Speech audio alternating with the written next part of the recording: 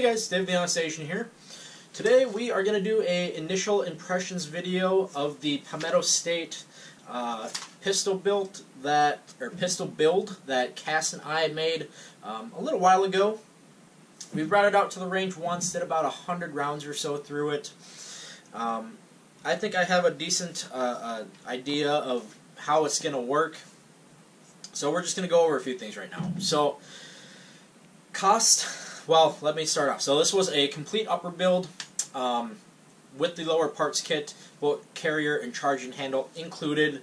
Upper was completely assembled. You did have to assemble the lower receiver and add the brace and buffer and all that stuff on there. So I think price on it was one of their daily deals or so. It was originally like $800 or $900 or something. It was one of their daily deals for $650. Honestly, a little steep for some of the Palmetto State or some of Palmetto State's other options, but this one was kind of the what you want. It's the most new or most updated version. So I think, in my opinion, it was worth spending a little bit of extra money on there. So, we will talk about the upper before we talk about the lower, and then we'll kind of talk about everything all together. So, upper receiver, like I said, came completely assembled just like this, minus the red dot. I did buy this separately, so there will be a separate video on this red dot. This is a Sig Sauer Romeo 5. We're not going to talk about that in this video. So. Overall, everything came assembled, and everything looks like it fit up perfectly. There was, you can't really tell because I have the red dot positioned right there, but there was no, tilt or anything like that, or gap between the two receivers. They were married up perfectly. There was no wobble or play or anything with the rail system at all. Bolt carrier group, charging handle we'll get to. They're all mil-spec. They're nothing fancy, but they'll work for now. So, starting at the front here, comes with the A2 bird cage on there. That is properly indexed on the barrel. You didn't have to adjust that at all. That looks almost perfectly square on there. So, not a whole lot to say on that. This one happens to be, it has a different finish on it than some of the other flash hiders that I've seen, which is kind of cool. The barrel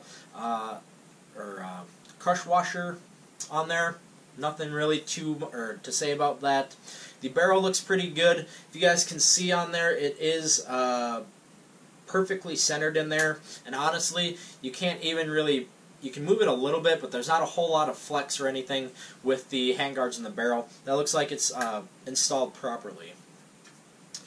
Coming back from the barrel also is like nitrided on there. It's a super smooth texture. Some of the other ARs I have or have had in the past have kind of a phosphate finish, which is more matte looking, and it's kind of I don't know. It feels a little bit more chalky, where nitrided is a little bit more smooth and glossy, if that makes any sense to you. Now, barrel is, I think, a government profile, which is pretty uniform across the board, about 1 inch in diameter, probably a little bit less, maybe 3/4. Not a whole lot to say about this. This does have a 1 in 8 twist, chambered for 5.56 and 223, so you can run whatever you want in there, no problems. Now, when it comes to the gas block and gas tube, so the gas tube actually is pretty good. If you look at the back here, it's not moving a whole lot or almost at all even. So that means that the gas key in the bolt carrier group is going to line up perfectly. You don't have to worry about that bending or having a strike or having it strike weird or something like that. The only thing with the gas block is it's not adjustable, which in itself is not a big deal. We knew that going into it. Now, the problem, though, is if you can see right there, there's one set screw holding it on, and if you can see on the bottom, there's another set screw holding it on. But you can only access that first set screw to either remove it or make sure it's torqued up properly. make sure it's not moving or anything like that. But you can't check the bottom one. You'd have to take off the rail system completely to do that. To check or make sure that it's properly torqued down, which is kind of a pain in the ass. So I'm going to be honest with you, I didn't check that back one, I checked this front one. It was torqued down to spec. The screws that are holding the handguard onto the receiver, those were also properly torqued down. And honestly, I don't think that that rear one, is going to be any different. We'll have to see. I didn't take it out completely, but I would assume there's some sort of Loctite or something like that on those little set screws. So when we get to the rail is awesome. If you guys can tell, have seen there's some lightning cuts on the top Picatinny side. There's M-lock slots on the 3 o'clock, 9 o'clock, and 6 o'clock positions. And then there's some kind of lightning grooves and stuff cut into the handguard. Super light. Like I said, this is their most updated version. So the whole deal right now is really thin handguards. During our kind of initial testing and zeroing and stuff, we probably did about 100 rounds. But this didn't heat up too bad. We weren't shooting, really rapid long strings of fire or anything.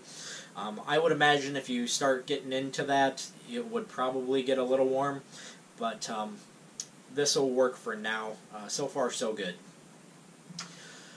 The other thing that's cool to see is that it doesn't require like a QD sling adapter or anything like that. They're actually just machined right into the receiver. So those again are at 3 o'clock, 9 o'clock, and 6 o'clock positions on the front. And if you like it a little bit closer to the upper receiver or magwell, they're on the 3 o'clock and 9 o'clock positions. So that's cool to see. It keeps your gun a little bit lighter. You don't have to have like a QD, M-lock little attachment or something. Keeps it a little bit more slick and streamlined, which is cool to see.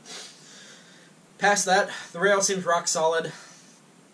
Not a whole lot else to say about that, and I think it looks pretty cool with these kind of inverted or alternating triangles cut in there. So it does say made in the USA on the side, if that means anything to you. To me, it really doesn't. As long as it works and functions properly, it's good in my book. The only thing I will say is it does not say Palmetto State anywhere on any of the parts, which is actually kind of nice. You'd probably have to know their catalog or something if you were like an elitist or something, oh, PSA is garbage or whatever. But in the past couple of years, the guns that I've had from PSA, their quality control has gone way up, and we'll talk about that in a second. So, as far as the bolt carrier group and charging handle goes, not a whole lot to say about the charging handle. It's mil-spec. I think eventually we're going to upgrade this to like a BCM or something like that. That's a little bit easier to manipulate with one hand. Now, bolt carrier group, so far so good. Nothing on here looks like it's wearing abnormally or rubbing in a weird way. Everything looks good to go. This is a nitrided bolt carrier group, so like I said, it's a little bit slicker in the actual receiver, and it's a little bit easier to clean. Now the stakes on the gas key look pretty good. I think the rear one, or the most rearward one, is okay. I don't think that's going anywhere. The front one, the left side of it looks pretty good, but this right side maybe could have gone in a little bit farther. I don't think that's going to affect us or affect this bolt carrier group in any way. So that's just something to note. You always want to, that's like the one thing you want to check when you're looking at bolt carrier groups. The other thing to note is that at least in the last year or two, all of Palmetto State's bolt carrier groups are magnetic particle inspected. I don't remember if they're high pressure tested, but essentially what that means is they just take a little bit closer look at them, and they use like a magnet or a really powerful magnet to remove some of that excess burrs and machining debris and stuff on there. Make sure everything fits up nice and tight. The firing pin and all that, pretty generic. I don't think it's going to go anywhere. As far as I know, it's all built in-house, so we'll kind of have to see how that works out in the future. Looking at the barrel to receiver fit up, that looks really good. It looks like it's seated all the way back. The chamber is in spec. The feed ramps on there look pretty good. I don't see any abnormal or marking or machine marks or burrs or anything on the whatever the star chamber, wherever the index is, with the front of the bolt.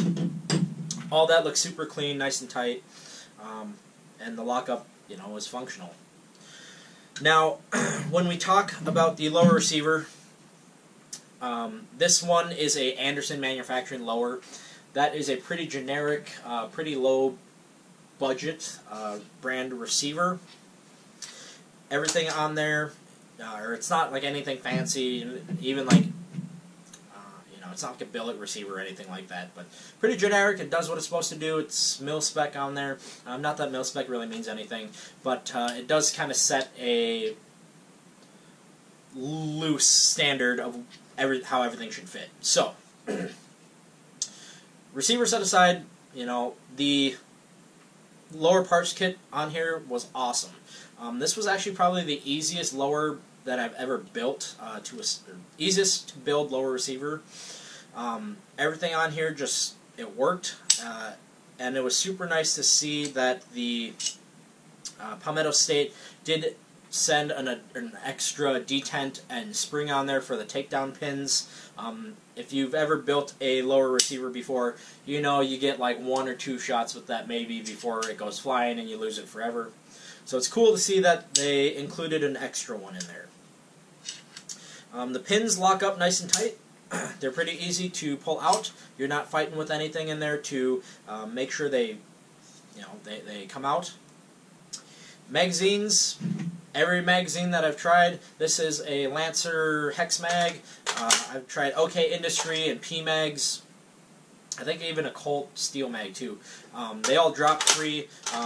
You know, I think that has more to do with the actual receiver rather than like the mag release, but I'm just telling you what I got or what I've seen. So the bolt catch works as it should. No problems there.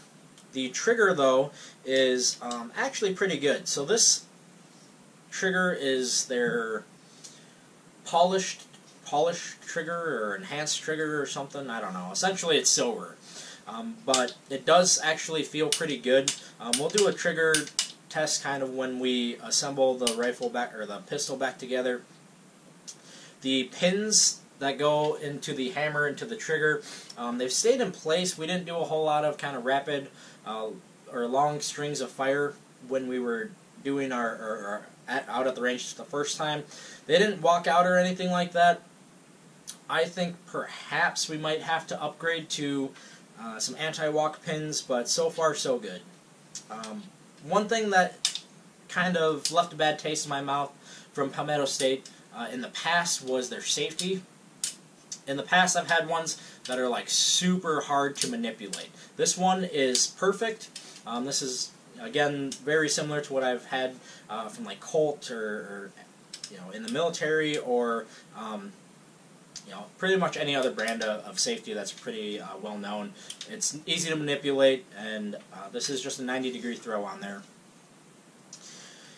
The buffer and buffer spring are pretty generic. They are, you know, mil-spec. It's kind of cool that the, well, that's kind of hurt my fingers. I'm being a baby right now. But it's kind of cool. They added a black buffer instead of kind of that brassy colored one that you typically see on mil-spec stuff. And then the coolest part about this was that it included a Magpul MOE grip, the Magpul trigger guard, and then the SB Tactical, I think this is the SBA3 brace. So what that means is that this brace uses a actual buffer tube rather than like the pistol buffer tubes that are like completely circular. This utilizes a locking mechanism so you can adjust it to wherever you want and it's not going to slip forward. And then it doesn't rotate, which is super nice. Past that, that's pretty much it.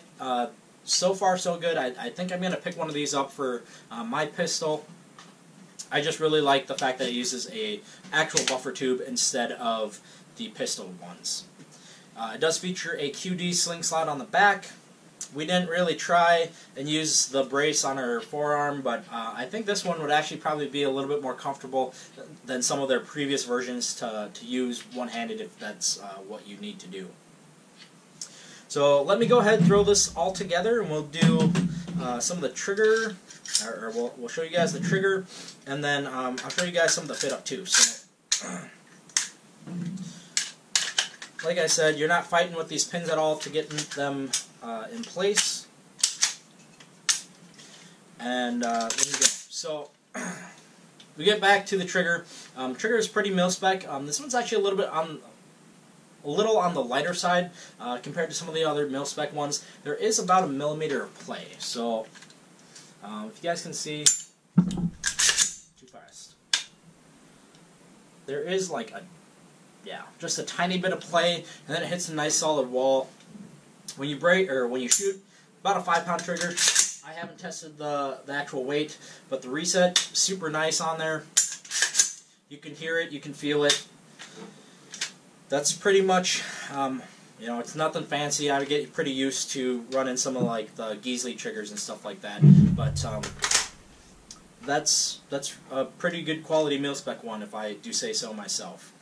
Now, again, in the past, when I've had Palmetto guns, they don't actually fit up that well on some of the receivers. You have to get that little wedge block or something to take out a lot of that wobble. This is completely acceptable in my book. There is a little bit of wobble, but you're going to see that on pretty much every upper and lower receiver, aside from kind of like the billet matched receivers. So, not a whole lot of wobble at all or anything on this particular pistol. We maybe just got lucky, but if I were a betting man, I would go ahead and say that Palmetto State has really increased their quality control. Let's see. I think that pretty much covers everything on here. If you guys are curious, this is a 6-hour Romeo 5. It's night vision compatible. Battery life on it is, I think, like 2 or 3 years, so like it's honestly pretty good, comparable to some of the Aimpoint or higher price stuff. It did come with a low mount, this high mount, a little lens cover, and the battery was included. So that's super cool to see. It was super easy to zero. Didn't have any problems with that. But like I said, we'll have a future video on that. Now, I feel like I'm forgetting something here. Oh, accuracy. So shooting. Any AR style weapon, you're not going to get like sub-MOA groups. Especially at this price point. Probably all in, this is, I don't know, $700. It's under $1,000 for sure, even including the optic. So, shooting it, super nice. What you would expect from shooting a mil-spec gun. This isn't like, it doesn't have like a, Geasley trigger, JP Enterprises, frickin' silent capture or muzzle breaker or anything. This is pretty generic. It felt real nice and snappy. It took a little bit for me to get used to it because I run, some fancier stuff in my guns, but this works for Cass. All she's ever known is M4 and M16, so this is very, very familiar to her. Now, I'm sorry, so accuracy. So we did zeroing at 50 yards. We were getting an inch, maybe just a hair over an inch, so about 2 MOA. That could definitely be tightened up if we were using better ammunition. This was just 55 grain ball ammunition, nothing too crazy.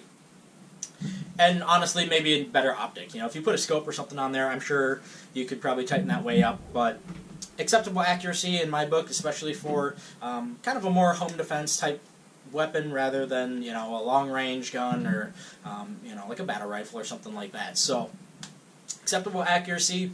Everything functioned fine. Like I said, we did 100 rounds or so. It didn't really heat up that much, but even towards the end, we were still maintaining about an inch or so at 50 yards.